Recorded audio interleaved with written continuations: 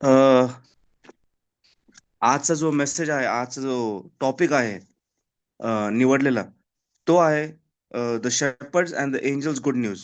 म्हणजे जे मेंढपाळ, अ, जे मेंढरं राखतात, जेव्हा ख्रिस्त जन्मला त्यांच्याबद्दल आणि जे देवदूत त्यांना अपिअर झाले त्यांच्याबद्दलचा हा जो संदेश आहे. संदेशामध्ये जाण्यापूर्वी आपण थोडासा इतिहास जाणून घेऊया. थोडासा इतिहासामध्ये जाऊ आणि बघूया आपण की नेमकं त्याच्या आधी काय घडलं. आता जुन्या करारामध्ये शेवटचा जो अ, अ, म्हणजे बायबल मधला जो हे आहे, मायकाचा आहे. मायका संदेष्टा हा शेवटचा संदेष्टा आहे जुन्या करारामध्ये.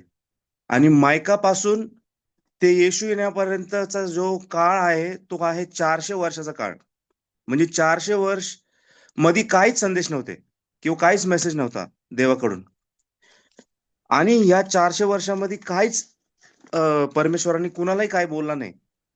आणि मग मायका नंतर जो पहिला संदेश आला तो होता Yohanna Baptista, बाप्तिस्वाला Yohanna, John the Baptist.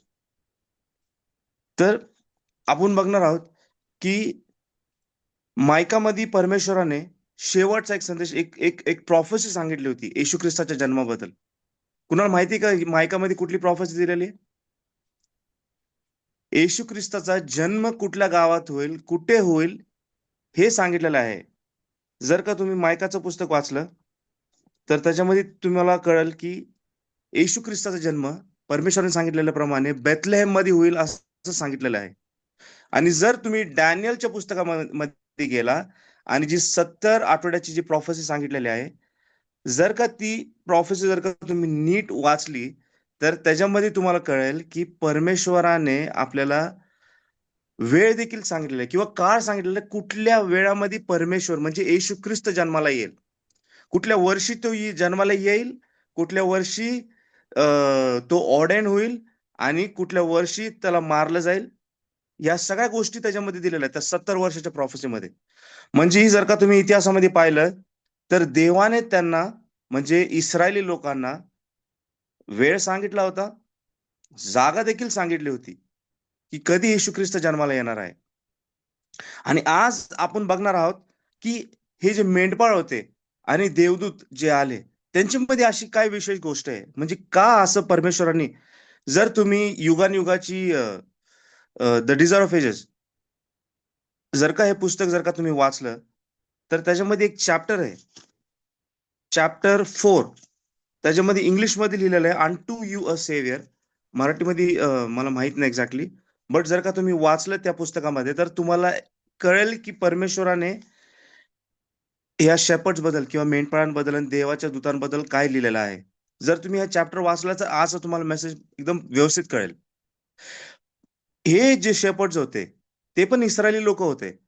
Bethlehem गावामध्ये ते जवळपासच्या डोंगरामध्ये ते बसले होते आणि ते येशूच्या पहिल्या येण्याची वाट बघत होते. ते येशू येण्याबद्दलची चर्चा करत होते. आणि त्या पुस्तक एल एन जी व्हाईटने एकदम स्पेसिफिकली मेन्शन केलं आहे. आणि ते प्रार्थना करत होते की परमेश्वराने यावं म्हणून. ते प्रार्थना करत होते की परमेश्वराने लवकर यावं म्हणून. एकदम एकदम खूप चांगल्या रीती लिहिलेलं आहे परमेश्वर म्हणजे डिझायर ऑफ एजेस मध्ये एल एन जी व्हाईटने डिटेलमध्ये सांगितलेलं आहे की ते त्यावेळेस काय करत होते. आणि येशू ख्रिस्त जन्मायच्या आधी म्हणजे खूप वर्षापासूनच देवदूतांचा खूप बारीक लक्ष होतं बेथलेहेमकडं आणि इस्रायली लोकांकडं, की हे लोक काय करत आहेत. आता हा काल, जो जो काळ मी डॅनियलच्या पुस्तकामध्ये सांगितला आहे तो पूर्ण होणार आहे, पूर्ण होत आहे. आणि हे लोक काय करत आहेत, यांना आठवण आहे का, यांना माहित आहे का की येशू जन्मणार आहे.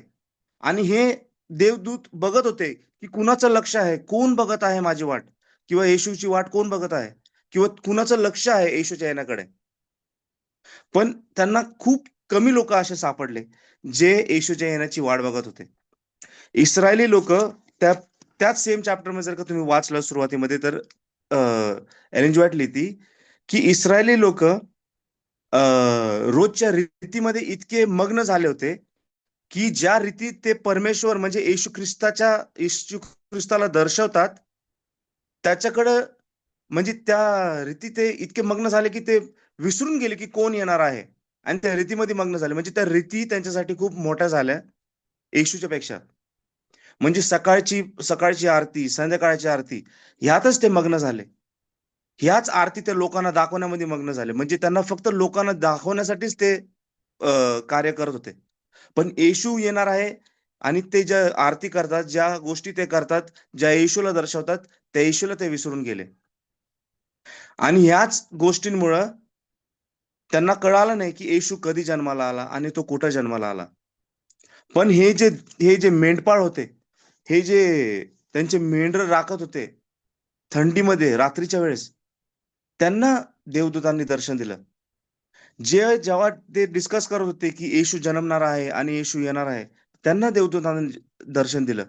आणि त्यांनी सांगितलं, त्यांना एकदम चांगली ती गोड बातमी दिली, की "अरे, ज्या गोष्टींबद्दल तुम्ही चर्चा करत आहात, ती गोष्ट पूर्ण झाली आहे. पहा, तुमचा जो मसीहा, तुमचा राजा जो जन्मणार होता, तो जन्मला आहे. तो बेथलेहेममध्ये अशा-अशा ठिकाणी, अशा-अशा अवस्थेमध्ये तुम्हाला सापडणार आहे. जाऊन पहा त्याला." आणि मग हे जे मेंढपाळ होते, ते देवदूतांना न घाबरता, ते एकमेकांशी चर्चा करतात आणि म्हणतात, की आपल्याला जो संदेश मिळालेला आपण तो नक्की जाऊन पाहायला पाहिजे. आणि मग ते तिकडनं उठून ते बेथलेहेममध्ये जातात, आणि जसं त्यांना सांगितलं होतं तसंच ते अगदी बरोबर बेथलेहममध्ये पाहतात आणि येशूला पाहतात ते. आणि मग ते त्याला वर्शिप करतात, त्याची स्तुती आराधना करतात. म्हणजे किती सुंदर आहे. म्हणजे मेंढपाळांना दूतांनी दर्शन दिलं. जो राजा होता तो झोपत होता.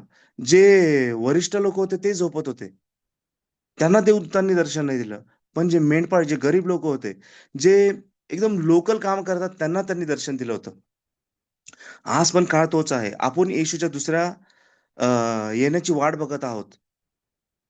आपल्याला माहिती आहे, आणि आणि जो काळ आहे तो पण पूर्ण होत आहे. 2300 डेज जी प्रॉफेसी होती डॅनियलमध्ये परत, ती प्रॉफेसी पूर्ण झालेली आहे. ज्या गोष्टी येशूने सांगितल्या होत्या, की मी आधी काय होणार आहे, त्या गोष्टी पूर्ण होत आहेत. आज मला फक्त एवढं सांगायचं आहे, की आज आपण ख्रिसमस किंवा थँक्सगिव्हिंग साजरा करत आहोत. हे कुणाबद्दल आहे? हे येशू ख्रिस्ताबद्दल आहे. बरोबर? म्हणजे येशू ख्रिस्ताबद्दल आपण करत आहोत. असं नको व्हायला, की आपण ह्या गोष्टींमध्ये इस्रायली लोकांसारखं मग्न न व्हावं आणि येशूच्या येण्याकडे आपलं लक्ष न राहावं. येशू लवकर येणार आहे. आपल्याला सर्वांना माहिती आहे. जसे ते मेंढपाळ प्रार्थना करत होते, तसे आपण पण आज प्रार्थना केली पाहिजे, की येशूने लवकर यावं. येशूने अजून विलंब न लावून लवकर यावं आणि आपल्याला घरी घेऊन जावं. गोष्टी तर घडत आहेत. या गोष्टी करणं काय प्रॉब्लेम नाहीये. पण ह्या गोष्टींमध्येच फक्त आपण मग्न होणं, किंवा आपण ह्या गोष्टींमुळं जो मेन उद्देश आहे, ते विसरणं, हे चुकीचं आहे. म्हणून आज काळ आपल्याला सांगत आहे, आपल्या आजूबाजूला ज्या गोष्टी घडत आहेत, ते आपल्याला सगळ्या गोष्टी ते एकदम क्लिअरली सांगत आहेत, की येशूचं येणं खूपच जवळ आहे. खूप म्हणजे खूपच जवळ. म्हणजे तो दारात आहे. तो दारामध्ये उभा आहे तो. तो कधी पण येईल. आपण त्याची वाट बघत आहोत का? आपलं लक्ष त्याच्याकडे आहे का? हे आपण आज स्वतःला विचारलं पाहिजे. कारण की तीच काळाची गरज आहे. आणि म्हणून आपण सतत प्रार्थनेमध्ये पाहिजे. आपण एकमेकांसाठी प्रार्थना केली पाहिजे. आपण आपल्या परिवारांसाठी प्रार्थना केली पाहिजे. आपण आपल्या मंडळीसाठी प्रार्थना केली पाहिजे. कारण की त्यानेच आपण जेव्हा येशू ख्रिस्त दुसऱ्या वेळी येईल, आपण असं म्हणजे झोपलेल्या अवस्थेमध्ये न मिळलं पाहिजे त्याला. आपण त्या अवस्थेमध्ये मिळलं पाहिजे, ज्या अवस्थेमध्ये मेंढपाळ येशूच्या पहिल्या येण्यासाठी जशी वाट बघत होते, तसं त्या अवस्थेमध्ये आपण पण देखील भेटलो पाहिजे त्याला. म्हणजे प्रार्थना करत, देवाचं वचन वाचण्यात आणि देवाबद्दल लोकांना सांगण्यासाठी. म्हणून आजचा मेसेज हाच आहे, सिंपल आहे. आज जेव्हा तुम्हाला वेळ मिळेल, तर युगांयुगाची आशा जी पुस्तक आहे, डिझायर ऑफ एजेस, त्याच्यामध्ये 4th चॅप्टर जे आहे, ते तुम्ही प्लीज वाचा. जास्तीने 3 पान आहेत.